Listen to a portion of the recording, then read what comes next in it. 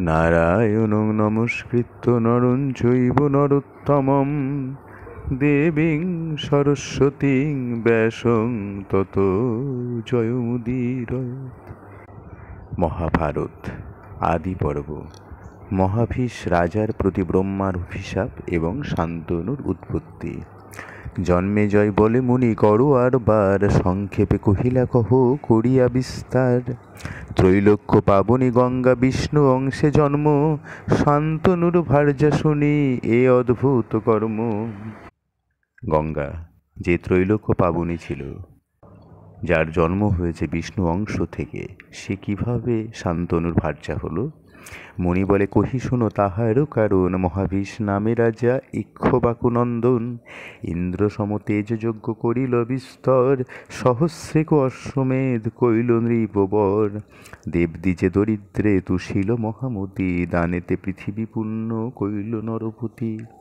এই গল্প শুরু হয়েছিল ইক্ষ্বাকুর পুত্র মহাভীষ নামক রাজার থেকে, যে দান ধ্যানে শ্রেষ্ঠ ছিল, দরিদ্র ব্রাহ্মণকে সেবা করেছিল, দানে পৃথিবী পূর্ণ করেছিল, সেই রাজার কাহিনী। ব্রহ্মলোকে গেল রাজা যজ্ঞ পূর্ণ ফলে, ব্রহ্মার সহিত তথা বৈশে কুতূহলে। বহুকাল তথায় আছয়ে নরপতি, একদিন দেখে রাজা দৈবের যে গতি। ধ্যানেতে আছেন ব্রহ্মা বসিয়া শোনে, সম্মুখে বেষ্টিত যত সিদ্ধ মুনিগণে। ব্রহ্মার সভার তুল্য নাহি পাঠান্তর, সবে তথা চতুর্মুখ গৌর কলেবর। ব্রহ্মলোকে আছেন রাজা মৃত্যুর পর, সেখানে দেখছেন সকলেই চতুর্মুখ, সকলেই সেই গৌর কলেবর যুক্ত। দক্ষ আদি প্রজাপতি, ইন্দ্র আদি দেবে, দেব ঋষি মুনিগণ নিত্য আসি সেবে। সভা করি বসিয়াছে মুনির সমাজ, তথাই আছয়ে মহাভীষ মহারাজ। গঙ্গা দেবী আইলেন ব্রহ্মার সদন, হেনকালে তেজবন্ত বহিল পবন। গঙ্গা দেবী সেখানে এসছে সেই সভায় ব্রহ্মার কাছে। ঠিক এইরকম সময় খুব জোরে বাতাস বইছে, বায়ুতে যে জাহ্নবীর উড়িল বসন। দেখি হেঁটো মুণ্ড করিলেন সিদ্ধিগণ, অপূর্ব গঙ্গার অঙ্গ দেখিয়া সঘনে। মহাভীষ রাজা দেখে নিশ্চল নয়নে। বায়ু এসে জাহ্নবীর বসন উড়িয়ে নিয়ে গেল। যত সিদ্ধ ব্যক্তিগণ ওখানে উপস্থিত ছিলেন, তারা সবাই মাথা নিচু করলেন। কিন্তু গঙ্গার অপরূপ রূপ, তার সৌন্দর্য, তার রূপের মাধুর্য দেখে মহাভীষ রাজা এক দৃষ্টে তাকিয়ে তার দিকে। দোহারে দেখিয়া দৃষ্টি কহে প্রজাপতি, মোর লোকে আসি রাজা করিলা দুর্নীতি। ব্রহ্মদেব বলছে, হে রাজন, তুমি আমার লোকে এসে দুর্নীতি করলে? ব্রহ্মলোকে আসি করো মনুষ্য আচার, মর্তে জন্ম লও ভোগ করো পুনর্বার। যাও, তুমি মর্তে জন্মগ্রহণ করো, আবার মর্তলোক ভোগ করে এসো। পুনরূপী হেথায় আসিবা পুণ্য বলে, চন্দ্রবংশে জন্মলহ গিয়া ভূমণ্ডলে। ব্রহ্মার পাইয়া আজ্ঞা চিনতে নরপতি, তথা হইতে পতন হইল শীঘ্রগতি। চন্দ্রবংশে মহারাজ প্রতীপ আছিল, মহাভীষ রাজা তার গৃহে জন্ম নিল। চন্দ্রবংশে যে প্রতীপ নামক মহারাজা ছিলেন, মহাভীষ রাজা তারই গৃহে জন্মগ্রহণ করল। বাহুরিল গঙ্গা করি ব্রহ্মা দর্শন, পথেতে দেখিল আসে বসু অষ্টজন। ওদিকে গঙ্গা ফেরার পথে অষ্টবসুর সঙ্গে দেখা হয়েছে। বিরস বদন গঙ্গা দেখি বসুগণে, জিজ্ঞাসিল তোমরা চিন্তিত কি কারণে। বসুগণদের দেখে বলছে, হে বসুগণ, তোমরা কেন চিন্তিত রয়েছ?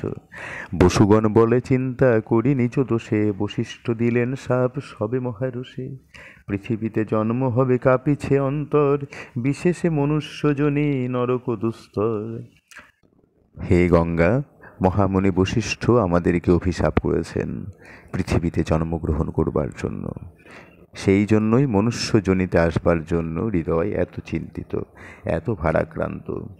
উপায় না দেখি সবে চিন্তি সে কারণ, ভালো হইল তবে সঙ্গ হইল দর্শন। ভালোই হলো, তোমার সাথে দেখা হলো। কোটি কোটি পাপী পাপে করো উদ্ধার, আমা সবাকার তুমি করো প্রতিকার। তুমি তো কোটি কোটি পাপ, কোটি কোটি পাপীকে উদ্ধার করেছ, তুমি আমাদের সবার উদ্ধার করো। গঙ্গা বলে, কি করিব কহ সন্নিধান, যে করিবে অঙ্গীকার না করিব আন। তোমরা যা বলবে তাই করব, বলো কি করতে হবে। বসুগণ বলে মর্ত জন্মিব নিশ্চয়, নরজনি জন্মিতে হইতেছে বড় ভয়। জন্ম তো গ্রহণ করতেই হবে পৃথিবীতে, কিন্তু মনুষ্য জনিতে জন্মাবো এই ভয় হচ্ছে। আপনি মনুষ্য লোকে হয়ে রাজনারী, আমার সবাকার তুমি হও গর্ভধারী। এ গঙ্গা, তুমি পৃথিবীতে যাও, তুমি কোনো রাজনারী হয়ে যাও এবং তুমি আমাদের সবাইকে গর্ভে ধারণ করো। আর এক নিবেদন করি যে তোমারে, জন্মমাত্র ভাসাইয়া দিও তব নীরে। আর এক নিবেদন তোমার কাছে, জন্মগ্রহণ করবার পরই তোমার জলে আমাদেরকে ভাসিয়ে দিও। তাহলে আমাদের পৃথিবীতে জন্মগ্রহণও করা হবে, বশিষ্ঠের শাপ থেকে মুক্তিও আমরা পাব। বসুগণ বাক্য গঙ্গা স্বীকার করিল, শুনি অষ্ট বসু তবে আনন্দিত হইল। কুরু বংশে আছিল প্রতীপ নাম রাজা, ধর্মেতে তৎপর বড় তপে মহাতেজা। দেবাপী নামেতে তার প্রথম নন্দন, অল্পকালে সন্ন্যাসী হইয়া গেল বন। দেবাপী বিহনে রাজা হইল পুত্রহীন, গঙ্গা কূলে থাকে সদা বসিয়া প্রবীণ। যে প্রতীপ নামক রাজার কথা এর আগে বলা হলো, সেই রাজার প্রথম পুত্র দেবাপী। তিনি অল্প বয়সে সন্ন্যাস গ্রহণ করলেন এবং গৃহ পরিত্যাগ করলেন। পুত্র শোকে ভারাক্রান্ত রাজা বসে থাকে গঙ্গাকূলে সবসময়ে। তব জপ ব্রত করে বেদ অধ্যয়ন, বৃদ্ধকালে নরপতি রূপেতে মদন। তব জপ ধ্যান ধারণা সবই ওখানে বসে বসে করে। তার বৃদ্ধ বয়সেও তার রূপের মাধুর্যপূর্ণ ছিল। তার রূপগুণ দেখি প্রীতি যে পাইল, জল হইতে গঙ্গা দেবী বাহির হইল। সেই প্রতীপ রাজার রূপ দেখে মুগ্ধ হয়ে জল থেকে গঙ্গা দেবী বাইরে বেরিয়ে এলেন। জাহ্নবীর রূপে নিন্দে এদিন ভুবন, দ্বিতীয় চন্দ্রের যেন হইল কিরণ। দক্ষিণ উরুতে গিয়া বসিল রাজার, দেখিয়া বিস্মিত হইল কৌরব কুমার। জল থেকে গঙ্গা দেবী বাইরে বেরিয়ে এসছে, তার রূপ দেখে মুগ্ধ হয়ে গিয়েছে। সরাসরি গিয়ে প্রতীপ রাজার দক্ষিণ উরুর উপর বসে পড়েছে। রাজা বলে, কি করিব কি বাঞ্ছা তোমার, সত্য করি কহ যেই বাঞ্ছা আপনার। বলো তোমার কি বাঞ্ছা আমি পূরণ করতে পারি। কন্যা বলে, কুরুশ্রেষ্ঠ তুমি মহামতি, তোমায় ভজিনু আমি হও মোর পতি। এই কুরুশ্রেষ্ঠ মহামতি, আমি তোমাকে ভজনা করেছি, তোমার রূপে আমি মুগ্ধ, তুমি আমার পতি হও। রাজা বলে, পরদার আমি নাহি ভজি, পরদারে পুরসিলে নরকেতে মজি। আমি তো পরদার ভজন করি না। কন্যা বলে, নাহি আমি পরের গৃহিণী, দেবকন্যা আমি মোরে ভজন রিপুমণি।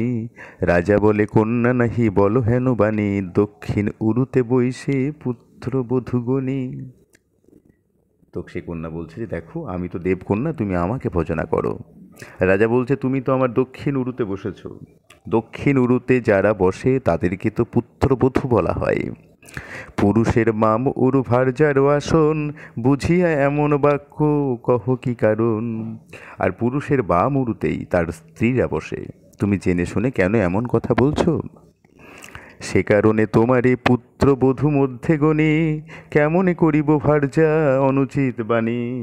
আর তুমি আমার উরুতে বসবার সঙ্গে সঙ্গেই আমি তোমাকে পুত্রবধূ মনে করেছি, কেমন করে আমি তোমাকে আমার স্ত্রী তৈরি করি বলো তো। গঙ্গা বলে, রাজা তুমি ধর্ম অবতার, তোমার মহিমা যত বিখ্যাত সংসার। তোমার বচনে আমি হইনু শিকার, বরিব তোমার পুত্রে এই অঙ্গীকার। ঠিক আছে রাজা, তাই হবে। আমি তোমার পুত্রকেই আমি আমার স্বামী হিসাবে গ্রহণ করব, এই অঙ্গীকার আমি তোমাকে করলাম। আমার নিয়ম এই শুনো মহারাজ, নিষেধ না করিবে আমার প্রিয় কাজ, তবে সে তোমার পুত্রে করিব বরণ। এত বলি অন্তর্ধান হইল তখন। হ্যাঁ, আমি তোমার পুত্রকে অবশ্যই বরণ করব, কিন্তু তুমি আমার কোনো কাজ কখনো নিষেধ করবে না। এই বলে সে অন্তর্ধান করল। কন্যার বচনে রাজা আনন্দিত হইল, পুত্র হবে বলি রাজা ভার্যারে কহিল। প্রথম পুত্রের সন্ন্যাস গ্রহণের পর রাজা বিষাদিত হয়ে গঙ্গা তীরে বসেছিল। আজ গঙ্গা এসে তাকে কথা দিয়েছে স্বয়ং যে সে তার পুত্রের সাথেই বিবাহ করবে। এই কথা শুনে রাজা বড় আনন্দিত যে পুত্র তো তাহলে অবশ্যই হবে। ভার্যা সহ ব্রতচার করিলেন ভূপ, কতদিনে জন্মে তার পুত্র অনুরূপ। 10 মাস 10 দিনে হইল কুমার, রাজীব লোচন মুখ চন্দ্রেরও আকার। শান্তশীল পুত্র নাম শান্তনু থইল, তাহার অনুজ নাম বাল্মীক রাখিল। তারপর রাজা 2 পুত্র হলো, এক শান্তনু আর এক বাল্মীক। দিনে দিনে বাড়ে তার যুগল তনয়, কতদিনে দেখি পুত্র যৌবন সময়। শান্তনুর নিকটেতে আনেন নৃপবর, রাজনীতি ধর্ম শিক্ষা দিলেন বিস্তর। একদিন পুত্রেটাকে কহিলা রাজন, বিস্মৃত না হও বৎস আমার বচন। সেই পুত্র বড় যখন হলো তখন তাকে রাজনীতি ধর্ম শিক্ষা সমস্ত কিছু দান করলেন। একদিন পুত্রকে ডেকে বলছেন, একদা শুনহ পুত্র বিধির বিধানে, আসির সুন্দরী এক মম সন্নিধানে। বধূত্বে তাহারে আমি করিনু বরণ, অঙ্গীকার করি কন্যা করিল গমন। একদিন এক সুন্দরী আমার কাছে এসেছিল, আমি তাকে আমার বধূত্বের স্বীকৃতি দিয়েছিলাম, তা তুমি তাকে বরণ করো। পরিচয় দেবকন্যা জানিনু তাহার, তোমার সদনে যদি আসে পুনবার। ভুজিবে তাহারে যদি সে তোমারে বরে, নিষেধ না করিবা সে কর্ম যেই করে। সে যদি তোমার সামনে কখনো আসে তাহলে অবশ্যই তুমি তাকে গ্রহণ করো, তার কোনো কাজে তুমি কখনো নিষেধ করো না। স্বীকৃত হইল পুত্র পিতার বচনে, শান্তনুরে রাজ্য দিয়া রাজা গেল বনে। শান্তনু এই সমস্ত কথা স্বীকার করল, তাকে রাজত্ব দিয়ে রাজা বনে চলে গেল। মহাভারতের কথায় অমৃতের ধার, কাশী কহে শুনি ভব বাড়ি হই পার। নমস্কার। এর পরবর্তীতে আসছে অষ্টবসুর জন্ম বিবরণ।